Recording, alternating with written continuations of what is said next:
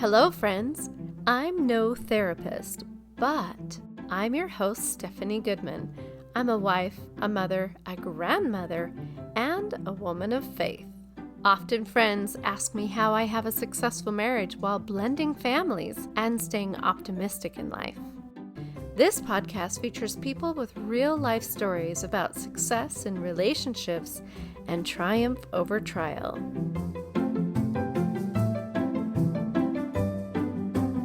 Adoption is a different story for each family.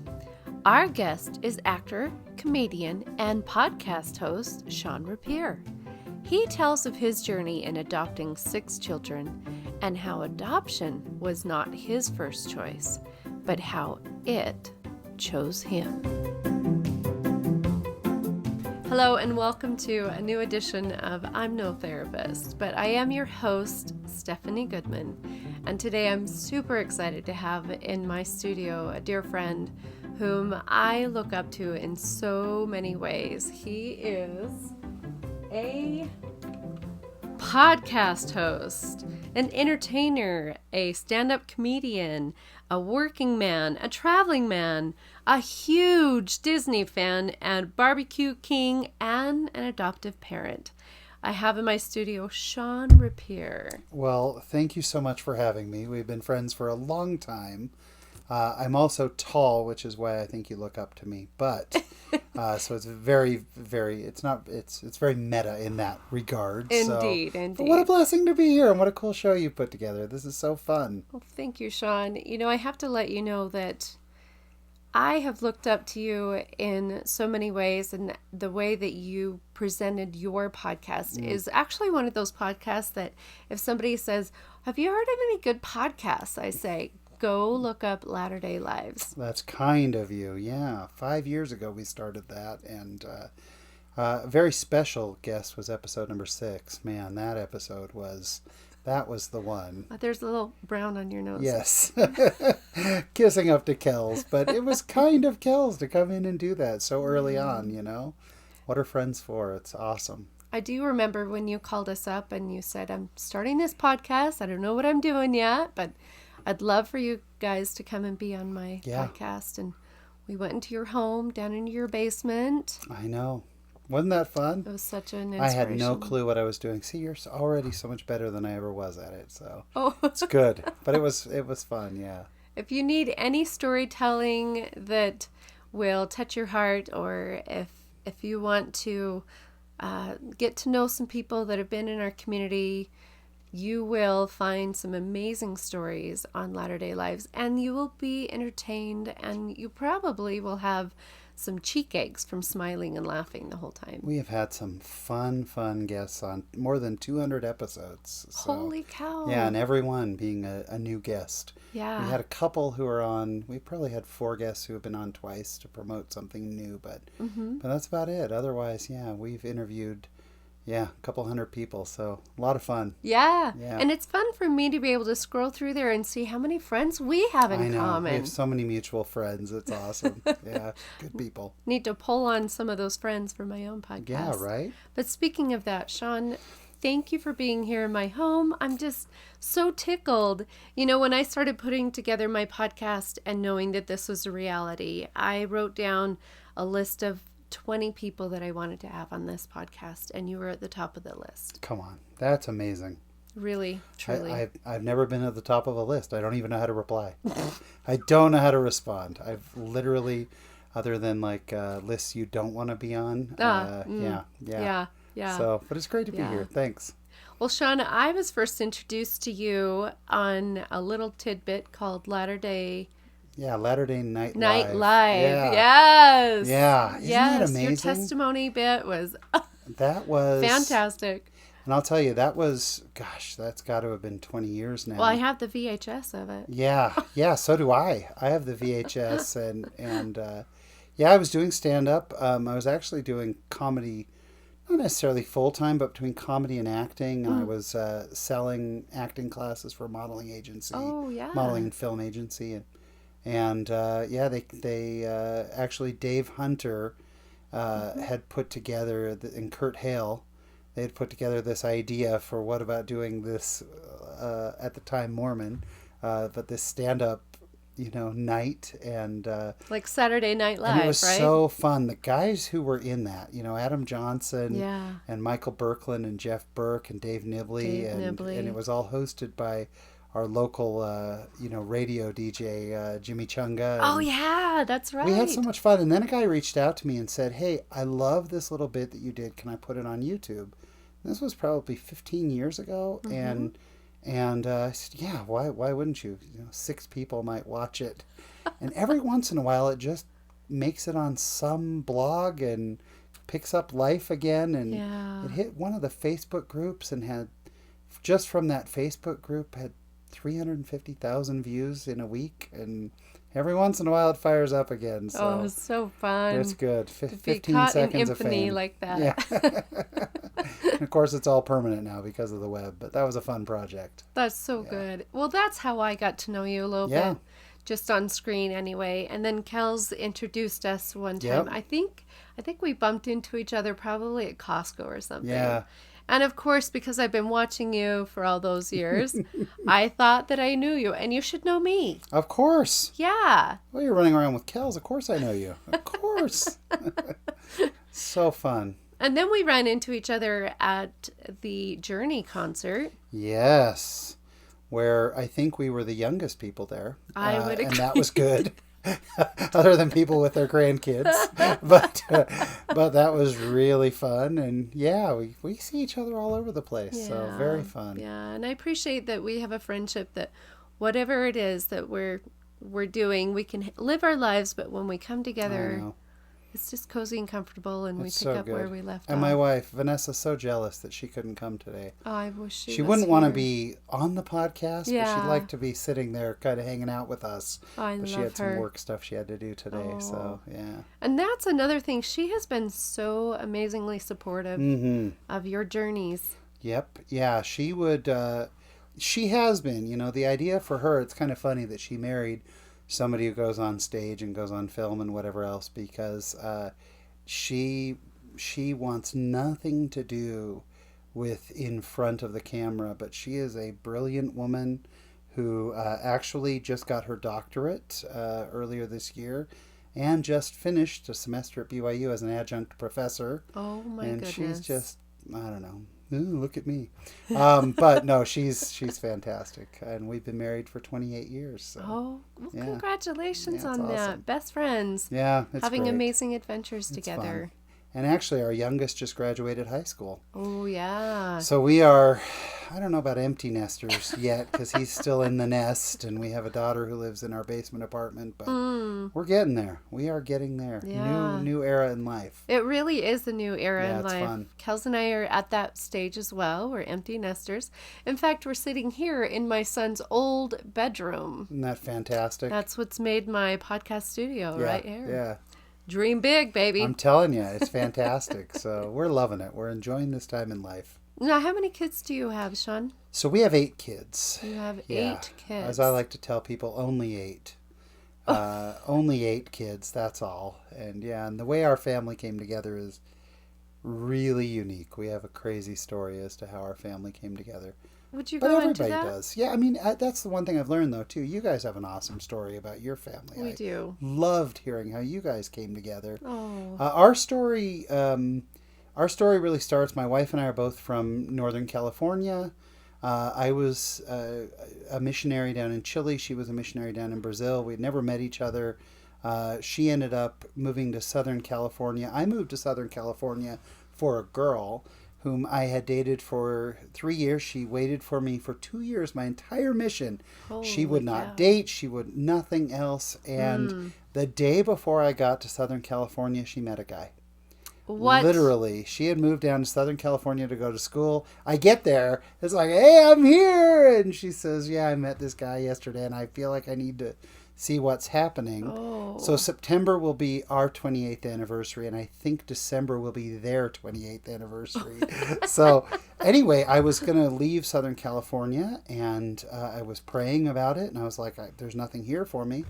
And I got this strong feeling that I should just stay. And so I started dating, lots of different girls and just enjoying single life in Southern California. Right. And then I saw Vanessa, and she was there was no way she would ever date a schlub like me.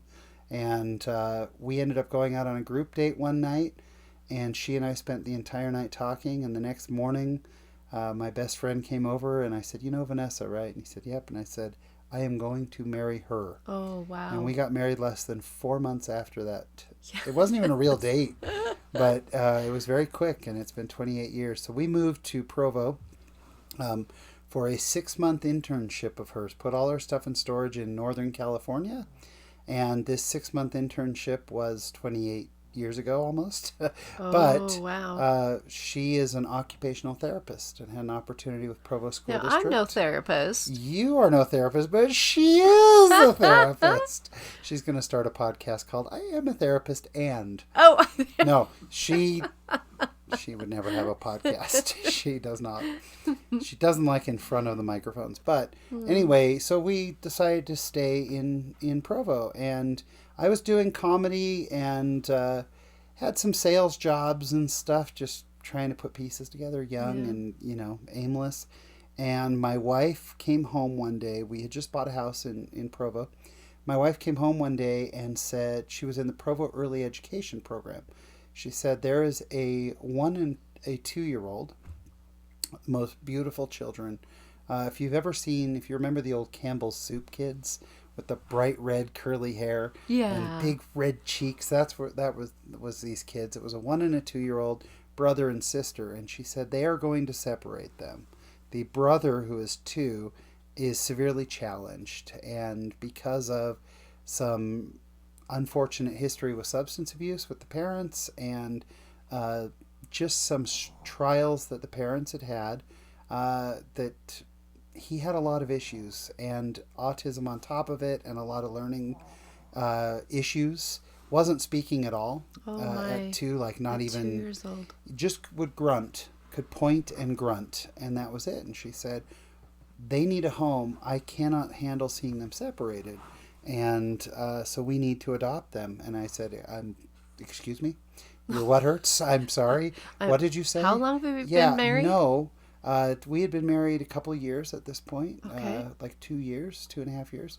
And I said, we don't adopt kids. That's what other people do. That's not our life. I just felt like people were born to adopt. Like people knew. We are those people who adopt, and that was not us. Yeah. We were going to have 2 children. They were going to be perfect, and that was it. That was the entire plan. Girl, boy, girl, boy. See? Perfect. You plan these things out. Yeah. And I was like, Vanessa, go with the plan, for crying out loud. And she did the cruelest thing, the worst thing anyone has ever done to me in my entire life, told me I should pray about it, which was unfair, cruel, and otherwise. So I went for a walk one night in a very John Hughes-esque scene with the rain coming down and Simple Minds playing in the background. Did the lip quiver? And yeah. And I wrote some big poem in my head that the voiceover was doing. It was John Cusack doing the voiceover. Oh, it was all very dramatic. And I got an answer that, yes, we are to adopt these children. So we brought them into our home. We had a little 2-bedroom starter home in Provo. We paid $78,000 for this house, which I love thinking about that in this market. House? Yes. Oh. And that was the stretch of our budget. We were young and poor, we were in our young 20s. Yeah. And so we started getting ready for these kids. Now, the social an worker, instant parent of 2 children. Of 2, and 2, one with major issues, and we knew that. And the social worker came over and met us, and then one day she had the foster mom bring over the kids, and she thought we were in this tiny 800 square foot home, and the mother was like appalled, like, how can you put these kids with these poor young people? Yeah. Like, we can't put them here. And the foster mom really wanted to adopt the kids, but the foster dad didn't. So she had neighbors who had adopted 2 kids already. And she went to them and said, hey, you should adopt these kids, not the Rapiers. Like, these should be your kids.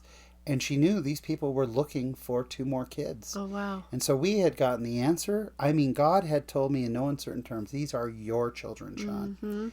And so then we got a phone call that said, I'm so sorry. They're threatening to sue the state. This was all done through the state, not through a private agency. Okay. They're threatening to sue the state if we do not give these children to this other family. The other family has money. They've already adopted 2 kids. They're older. They're more mature. They've got everything lined up. Gosh. And so we lost the kids, like right before Christmas. And you've been told that these are my children. We know. They are our children. So for about a month or so, it was just devastating going through life, praying, what happened? What did I miss? I mean, it was really devastating. My wife calls me up one day and she said, you're not going to believe this, but the family that brought them in, they cannot keep them. And we don't know why yet. And I said, I want to meet with this family. I want to know what's going on. They've had them for more than a month now. And that night we went over to that family's home and we walked in and sat down with them. And I said, so what's happening? And the mother started to just cry. And she said, we have adopted 2 kids. And those 2 kids are my children. Doesn't matter they came through adoption. They're my kids. Okay. And she said, every night I kneel down with David and Krista, these 2 kids. She said, every night I kneel down with them and I pray. And every night God tells me, these are not your children. And she said, I can't take it anymore. I know they're not mine. And she cried, and they went up and got the kids and brought them down and handed them to us. And the 4 of us sat just sobbing. And the next day we went to Toys R Us and Kids R Us.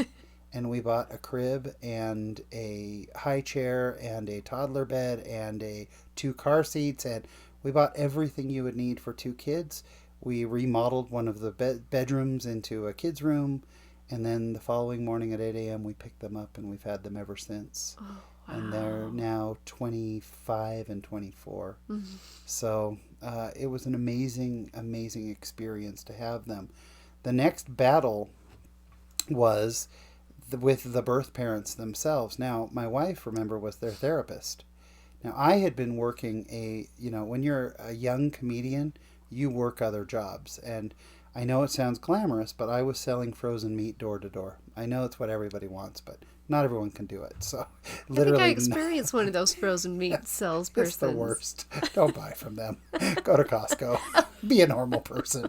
But I would go door to door selling meat. And while I was working at this company, there were these 2 people working there, and it was a very transient job. Different people showing up every day. And there was these 2 people who were talking about how down on their luck they were and how their kids have been taken away and all these problems they were having and how much they love their kids and they just want to work to get them back and all these things. So then we go to meet the parents. We walk in. It's the people I had worked with. And then, of course, my wife knew them because she was the therapist. So they walk in. Why is our kid's therapist and our coworker here? Yeah. Former coworker I had left at that point. And we're like, hi, we're actually married to each other, and we are the foster parents for your children. Oh, and in this meeting, goodness. They said, we will never, ever sign over these kids. We will fight it and fight it. You will never adopt the kids. We will keep just contesting it. Oof. So a couple months goes by, and we were doing visits with them, and we'd built a good relationship, doing what we can. They really did not function well, the birth parents. They were in no position to raise children. But they said, we want the kids to know we didn't ever give up on them. Mm-hmm. And so one day my wife calls me up, says, get to the courthouse now. They are ready to sign over the kids. We show up. I said, what's going on? The mother was crying. The dad was pretty checked out. But the mother was crying and said, we just can't fight it anymore. We recognize that we need to let this go. Mm. She said, and this was her stipulation. She said, in order to do this, I want 3 people to stand up and testify that I truly love these kids. I love them. And she said, it'll be my mom, my sister, my best friend. So we're waiting for the best friend to show up. Everybody's on pins and needles because these were not really solid people. These are people who change their minds on a lot of things. Okay. Best friend doesn't show up. Mom says, this is a sign. I'm not signing them over. There's a flurry of activity. Lawyers are running all over. I go stand in a corner and I just prayed. And I prayed and I said, Father, you told me these were our kids. Look how many hoops we've jumped through. I can't do this. What are we doing? I know you have a plan. You wouldn't have told me if you didn't have a plan. I said amen, and I walked over to the birth mother, and I said, when we were working together, how many nights did you tell me how much you loved those kids? Please let me be the third person. I will be the third witness that testifies that you love these kids. Wow. And she said, okay. And so her mom got up, her sister got up, and then I got up and bawled like a baby. And the judge said, okay, you're voluntarily giving up rights? And they said, yes. And they terminated the parental rights. And 6 months later, we officially adopted the kids, and David and Krista have been our kids ever since. Wow. So that was a wild journey as to how things came together. My wife dropped another wonderful bomb on me early on and said, by the way, I'm not going to work anymore. These kids need full-time care. So you are in charge of supporting us. She had the degree. I'm a high school dropout. Oh. I dropped out of high school when I was 17 and knew that comedy was not the course. I'm not that funny. I'm really not talented enough to be a full-time comic. And so a lot of prayer. I ended up taking a job in the consumer electronics industry that fortunately started to work out really well for me. And I've done very well in that career. I'm very blessed. Wow. And I've been in that industry now for 25 years. April made 25 years. Holy cow. So a lot of changes came about. Mm-hmm. So then we had our first kid, Miles, which was wonderful. Then we had our second kid, Keaton, who's our youngest. He's 18. And we were done. Right. I didn't even want 4. I was done with 2. But we were done with 4. And what's funny is my wife was like, no, I'm open to the idea of more. And I was like, I'm not. We're at 4. We're good. 4 is twice what I wanted. And I'm paying for that. And yes, and now I'm a boring working stiff. And fortunately, I still got to do a lot of comedy and film stuff on the side. But that was it. And then I went to church one day and was sitting in church. And there was a man who was talking about how people are called to do certain things, whatever. And all of a sudden I heard a voice. And I don't mean like it was some weird ethereal thing. I mean a voice in my head said, you will adopt a teenage daughter. That was it. You'd never even thought about doing anything like that. Never crossed my mind. I don't want more kids. You will adopt a teenage daughter. Wow. I get home. How am I supposed to tell my wife that I've had this thing? Especially when you told her no more. I'm the guy who was the no more guy. Yeah. And I got home and I said, Vanessa, I don't know how to tell you this, but we are supposed to adopt a teenage daughter. Wow. And my wife said, I know. I've known for weeks and I've been doing research on it. To which I replied... Which she probably felt guilty about. No, and she was just waiting for me to come around for it. But once she told me that, I replied, I know, I've been doing research. I knew before you. So we she'll never listen to this. It's okay. So we put our names back in. Hey, we're available for a teenage daughter. And this is, to me, this is why I am a faithful man. This is why I believe that God is there and has a plan. Is because we put our name in and they would call us and they would say, we have a young woman that we need you to come look at the records. They don't have you meet the person until you kind of have gone down the path, because it would be cruel to have kids keep meeting, potential falling parents. in love with yeah, potential. that would be cruel. Okay, so they said, we have a young lady, her name is Lisa. And we'd go, okay, for some reason that doesn't sound right, but we don't know why, but okay, whatever. And we'd go look at the records and we'd try to make it work. We'd want to make it work, but something wasn't quite right. We don't think this is quite right. We don't know. We don't want to get their hopes up, but we did that with, 7 or 8 girls over the course of a couple months. We just kept seeing it, and there was just something that made us go, I don't know that that's a fit. I was on a business trip. I travel quite a bit for business. I was on a business trip. My wife called me up and said, there is another young lady they'd like us to meet. Her name is Portia. And I said, that's our daughter. And Vanessa said, I know. Oh my goodness. And Portia came from such a sad, horrifying background. The things that she had been through, unbelievable, due to addiction and neglect, and I mean, just things that would make you curl up in the corner and cry, the things she had been through. And she wasn't sure that she ever wanted to be adopted. And so she came with her social worker, and the second I saw her, I saw our daughter. She was 13. I knew she was our daughter. And she came in, and she was with her social worker. She had her hair pulled over her face. She didn't want anyone to see her. She wouldn't really talk. She didn't want to connect. You've been hurt that many times. You're not going to connect with people. I can't even imagine. And at one point, we found out later, she had leaned over to her social worker and said, I want to live here. And that was the beginning of Portia. And so we adopted Portia. Portia just turned 31 last week. Oh. She was 13 at the time. Wow. And then again, I'm done. Okay, no more. We got 5. We've got 5. And then Vanessa, one day, we still had our name on the list. And Vanessa said, well, they've got this young man. He's 9. He's apparently a wild card and a real handful. They can't find a home for him. And I went and knelt down and prayed. And as I started to pray, I went, why am I still going through all this? And I just said, Heavenly Father, of course we're going to do this. He was put toward us for some reason. Great. Just steer us away from it if it's not right. We don't want to take him away from someone else. That's such a change of heart right there. It was so different. My understanding of how God functions through all these kids has so changed. It's laughable. It's like when parents say, hey, kids, where do we want to go for summer vacation? As if the kids really get to choose. No, the parents already know we're going to Disney World or we're going to Hawaii or whatever. Yeah. But they want to make, God wants us to feel like we really have a hand in things. Small part of it. Yeah, come on. So it was just funny. And it wasn't to be. And so JC, our son, when he was 9, we adopted JC. He's 20 now. And so we adopted him.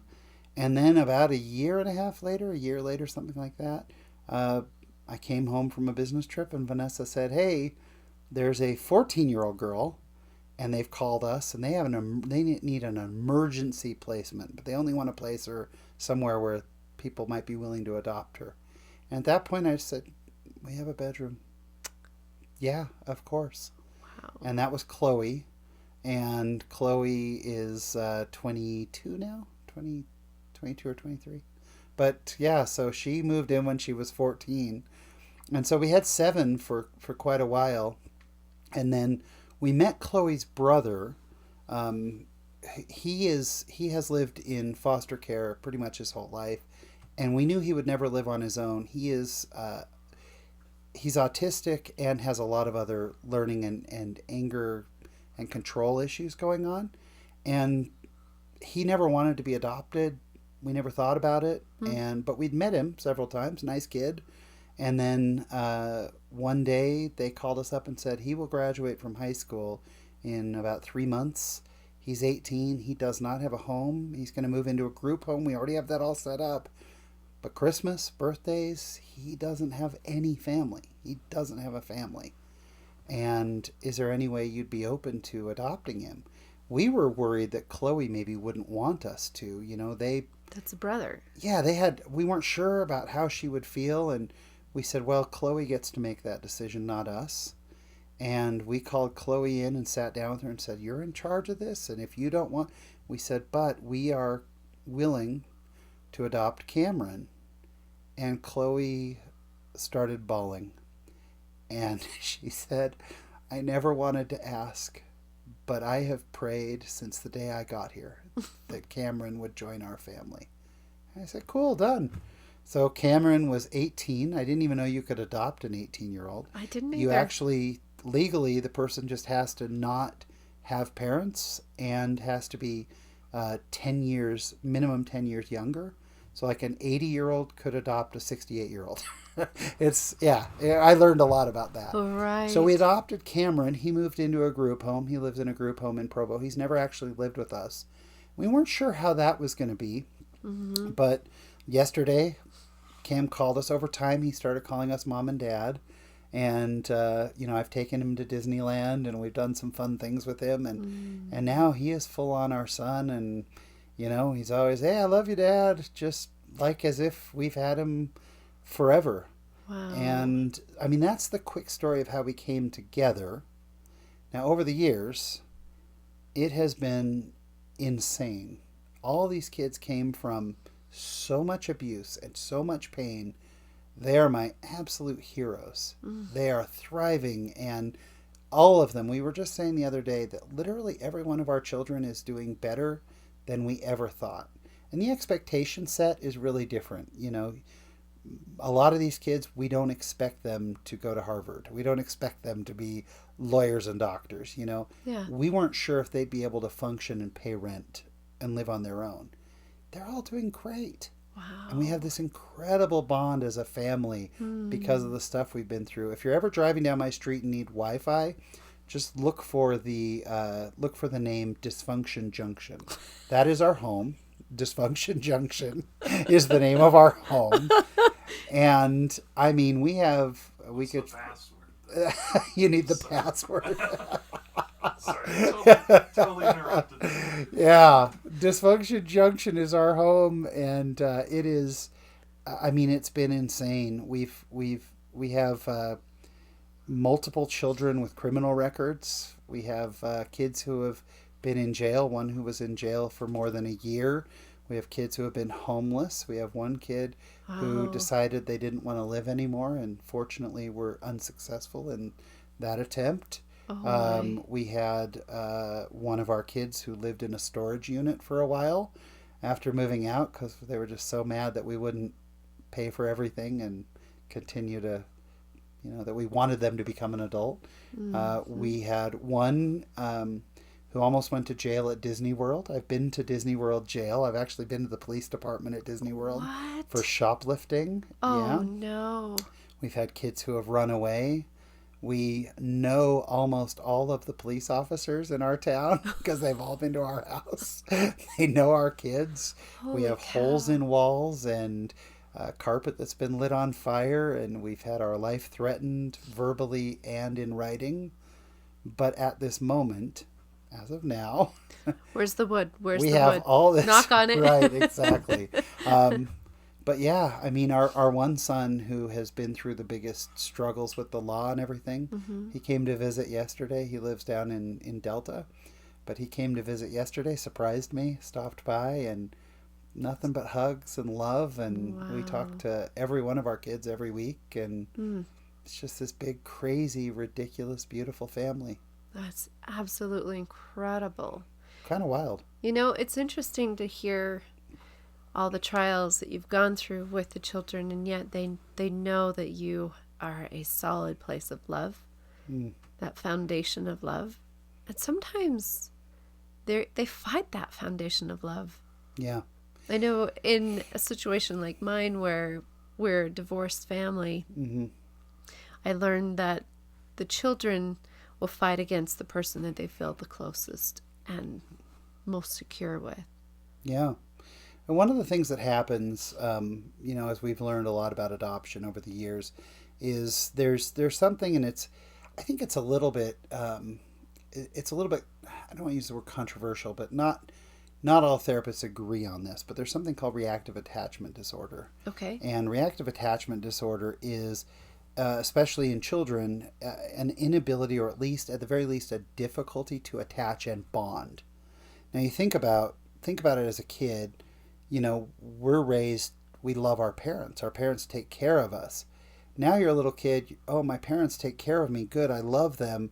Wait a minute, they're leaving me in a crib for 2 days, and they're not feeding me, and I'm miserable. Oh, here they are again. Oh, good, it's my mom. She's taking care of me for 2 days. Now she's passed out on drugs for a day. I don't understand what's going on. I love this person, and they're hurting me, but I love them. So the normal bond keeps getting broken and reattached and creates scars. Then they get ripped away from that person completely, the only person they know. All of our kids, with some exception, all of our kids have really loved their birth parents and still had that connection. And some of them have gone back to them later. Now, every time, unfortunately, it hasn't worked out. Yeah. It hasn't worked out a single time. But they want that bond. Now, it's told, hey, these are your new parents. And suddenly they're going, wait a minute, these people are feeding me. They're giving me clean clothes. They're bathing me. They're showering me with love. We're going on vacations. They really love me. I am really loving these people. I'm bonding with them. Oh no, I know what happens when you bond. When you bond, you get ripped apart. And this is going to hurt like a mother. So I am going to, instead of allowing that to happen, I am going to destroy this. I'm going to show them who I really am.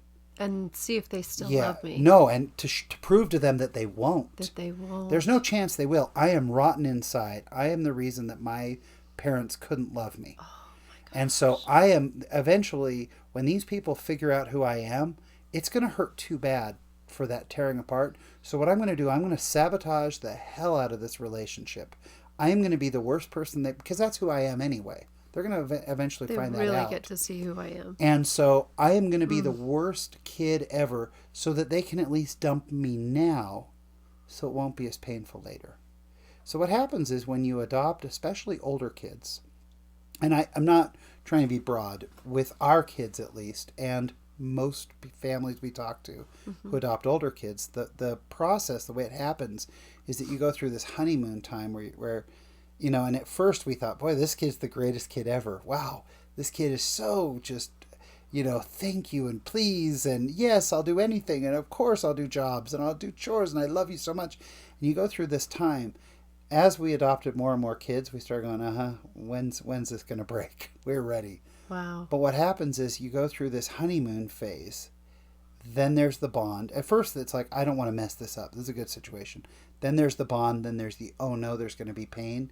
Then you go through, our experience has been somewhere around a year of abject hell. And I mean hell. I mean destruction and pain and lying. And it's funny because some people say the test for reactive attachment disorder is offer a kid 2 food choices of things they love. Like, would you prefer a peanut butter and jelly sandwich or a ham sandwich? And you know they love peanut butter and jelly or ham, that they're their favorite 2 things, and that kid will say, I'd like a tuna sandwich. It's all about control. They have to control the situation. I cannot take my control. I've given up my control before, and it ripped me apart. It was the most painful thing I ever went through. You're never going to have that over me. I won't bond with you. I'm a bad person. Stop trying to love me. I'm going to make your life miserable. And that goes on for a while, and eventually it breaks. And they go, okay, I've been arrested several times. I've told you I hate you. I've threatened violence. I broke your couch. I rammed my head through the wall. I've run away. Whatever. And you still love me. I got nothing left. I've tried all my tricks. That's when you start to build the bond back that becomes lasting. Wow. That's when you become a family. And it's not to say it's easy. The coping mechanisms, we have a son. His coping mechanism was lying and stealing. His parents taught him to lie and steal. When he was 4 or 5 years old, his dad helped him to break into a home. Like, I mean, it's brutal. That doesn't just go away, you know. Lying is how he survived. And so you give credit for that. And you kind of have to go, I know that worked for you for a long time. It doesn't anymore. And he's really figuring it out now. He's doing great. Unfortunately, and it's funny, if I know you have a large audience of people of our faith, but people who know what a stake president is, he's the ecclesiastical authority over a very, very large area. Yeah. Our son went to jail for stealing our stake president's American Express card and using it. So, like, hey, if you're going to go big. Oh, right? my gosh. Fortunately, he's a very bad criminal in that he went to high school and ordered Uber Eats on it to be delivered in his name. What? At the high school. Oh, no. Was that that TV series, Stupid Criminals. Stupid Criminals. He could have been a headliner, oh, man. which is good. He wasn't good at it, but he had to learn.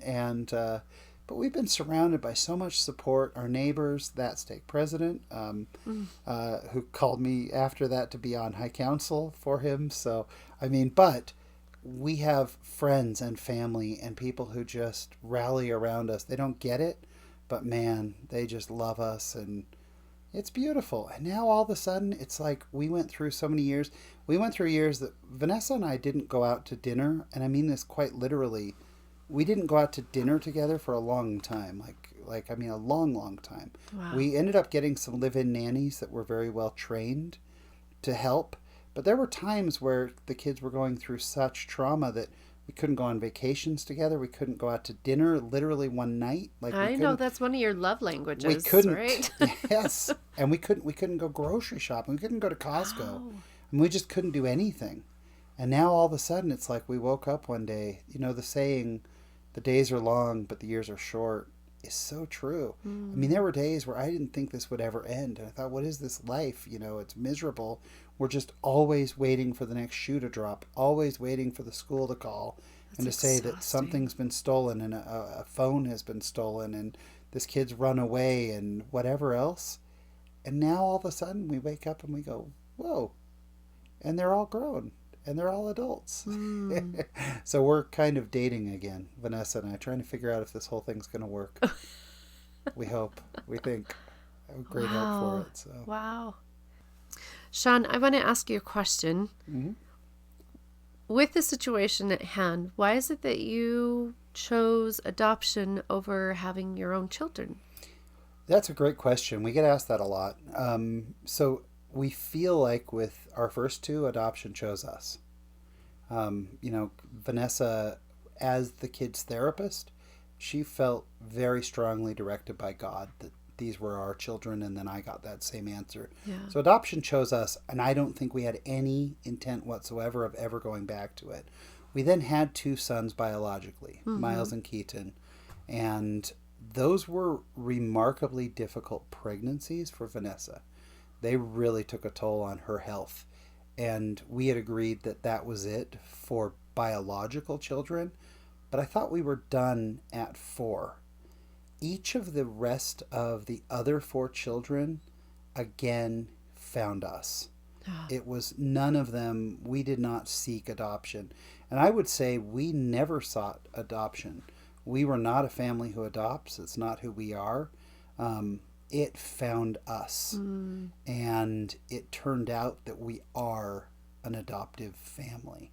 So we do have 2 biological kids. It's kind of funny. We actually, of our 8 kids, we have 3 sets of siblings. And so we've got our biological kids, Miles and Keaton. And then we have David and Krista, the first 2 that we adopted. That's true. And then we have Chloe, who we adopted when she was 14, and then her brother Cameron, who's never lived with us, but, who we adopted. And then Portia and JC just kind of joke about how they have to pair up because because everyone else has another sibling who is biologically theirs. So it's not something we chose. It definitely chose us. Now, we know people who adopt for lots of different reasons. And I would give a little bit of maybe some advice if you have friends who have adopted or you're talking to people who are thinking about adopting. Yes. Maybe don't assume why they adopt, because people adopt for all kinds of different reasons. We have friends who have adopted nieces and nephews who needed a home. There was a bad situation. They need to be there. Maybe they don't want to talk about it. Maybe sometimes there's a medical issue. Maybe they just feel called to it like we did. But we didn't have, we didn't have a problem having kids. One of the funniest things, we adopted David and Krista. And then not long after, Vanessa was pregnant with Miles. And we'd have people in our own congregation, in our own neighborhood, whatever, who would go, isn't that just the way? As soon as you adopt, and then you get pregnant. Yeah. That is what happened. Okay. But we didn't adopt because we couldn't get pregnant. It's a little bit insulting. I can see that. Because what you're really saying is you would have preferred to have a biological child. But since you couldn't, you adopted. And then you got pregnant. You finally got the better kid or the better option How it should have than been. adoption. Yeah. You finally, because that's what you really wanted. Wow. That's what anyone would really want. I have to say that I've been guilty of feeling that way myself because I've heard that same story. I'm sure I would. Yeah. Now that the stress of making a baby is gone, now you get to have a baby. Yeah. That's how I saw it, but I can see where that would be insensitive. Yeah, it's a little bit, and people are good intentioned. Right, people yeah. are, and I only share that from living on the other side, that it comes across as like, no, it comes across a little bit as you took a lesser option, but thank heavens you eventually got what you really wanted the whole time. Gosh. Adoption is a miracle. Yeah. Adoption is such a blessing. And I'll tell you, just in closing, maybe a couple of final thoughts. For people who are considering adopting, you can actually reach out to me. I still have my Latter Day Lives email, even though we're wrapping up the podcast. But it's just Shawn, SHAWN, at latterdaylives.com. If you're thinking about adopting, I'm happy to give you advice. I get people all the time who say, you know what? I could never do that. I could never do what you guys do. And I've heard adoptive parents say, of course you could. I'm the opposite. If you don't think you could, you maybe can't. Be prayerful, be thoughtful about it, but it's not necessarily for everyone. My brother-in-law and sister-in-law, whom I just love both of them, amazing people. Yeah. They did foster care. They had a foster son for 1.5 years, knowing they were never going to adopt him. He was just a foster kid for them. I could never do that. I have to be able to bond on a parental level. So doing the whole foster care thing, I admire the heck out of people who do that. I could never do that. I have friends, I think we all do. We all know people who are grandparents raising grandkids for whatever reason. Yes. I don't know that I could do that. Yeah. There are lots of things we can and can't do. We shouldn't feel guilty or bad or, oh, I can't do this or I can't do that. We're all here to do the parts that if we could all do the same things, what's the point of life?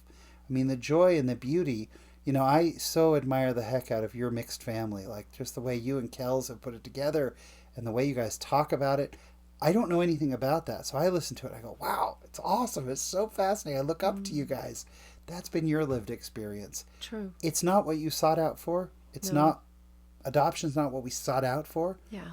But it was God's plan. And there are things we've learned from it and people that we've inspired because of it, things that we've learned for our own growth, things that we hear.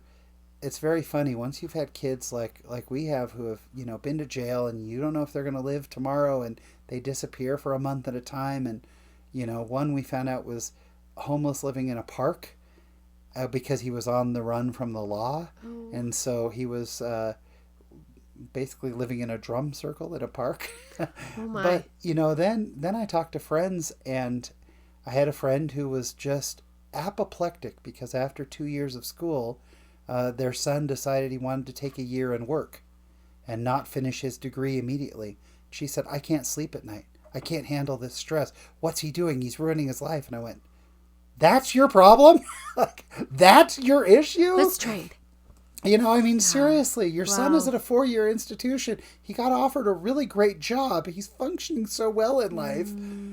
Maybe we could let go of some things. And that's been the hugest blessing is Vanessa and I, we just laugh now. We look at our lives and we just laugh. We go, what is going on here? And it's just fun and it's funny. And God is so in the details and so mindful. And he knows every one of these kids. And the other part of it is that we've learned that not only with these kids, but with our own kids. There was a night that one of our kids was going through a lot. And I was so stressed out over it. I was in Miami. I still remember the view from my hotel. Yeah. And I couldn't take it anymore. And I knelt down and I prayed and I just said, I don't know what to do. I'm his father. What do I do? And I'm so stressed. And what if he makes the wrong, all these things. And I was expecting comfort and guidance and here's what to do. And I kid you not, I got rebuke. And God said, and I heard the words in my soul, I heard the words, he is mine. And the message was, get off your knees. What are you doing? I am God. He's mine. He's not yours. What are you doing? I put him with you. I got this. Continue to be dad. You be dad. I've got this all worked out. I've got a big plan. Wow. So I think we get hung up on things sometimes. I think I can relate to that, and I think that most parents can relate to that, where we see the choices that our children are making, and naturally somehow we go to a space of thinking, this means I'm not a good enough parent. Right. Yeah. And we want to fix everything. And the truth of the matter is we got to let our kids fail. And we tell gotta our let them stories. learn. We know exactly how it's supposed to be, right? Yeah, and also because we were perfect. Yeah, and that's exactly. the hardest part. You Right. guys go through that too. You were so perfect. true. You never made a mistake. Anyway. Right. I never made choices like that. What are you No, thinking? me either. But it's been the hugest blessing, and we just love our crew, and we consider ourselves remarkably blessed.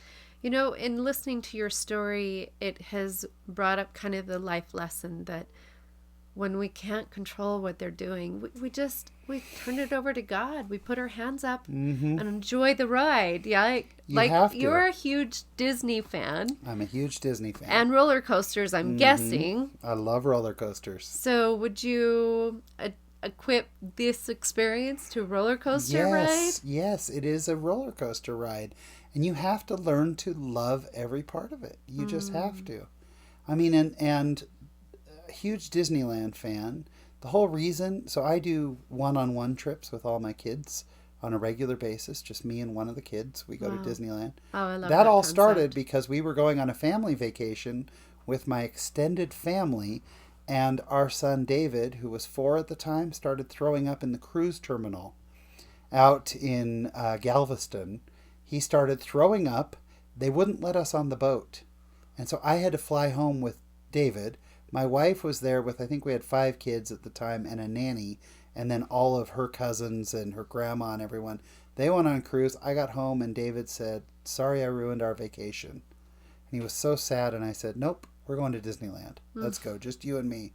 Then when we got back, one of the other kids said, well, when do I get a one-on-one trip to Disneyland? That has become valuable. What we call daddy trips now. And so my last son, I'm hanging on too tight. We go about once a month. He and I go to Disneyland. And Holy cow. Go hang out. And you're in Utah. I know. But man, we love Disneyland. Do you prefer Disneyland or Disney World? I love them both for different reasons. Disneyland's my home park. I've had an annual pass to Disneyland for 13 or 14 years now. Yeah, I've never, it's been a long time since I haven't had one. Disney World, we go about once a year. I love it. I get to be a kid again. It's great. Here's the tip, though, because I go by myself a lot. My office is down in San Diego. Okay. So I go, when I'm down in San Diego, in the evening, I got nothing to do, so I go to Disneyland. I walk around. Occasionally, I go on a ride. Here is the tip. If you ever are a grown man at Disneyland by yourself, and you're standing in line for Winnie the Pooh ride or something by yourself, and people are looking at you uncomfortably, grab your phone, pick it up and go, hey, where are you and the kids? Where are you guys? I'm at I thought we were meeting at Winnie the Pooh. Where are you guys? Didn't you go get a churro? I'm here by myself. Oh, you're at Matter. I'll come meet you guys. I don't even want to come today. I can't.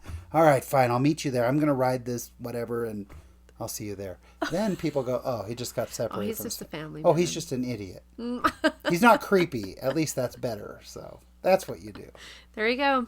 That's your tip. That has been shared. Words of wisdom right here. That's it. With Shawn Rapier. That's it.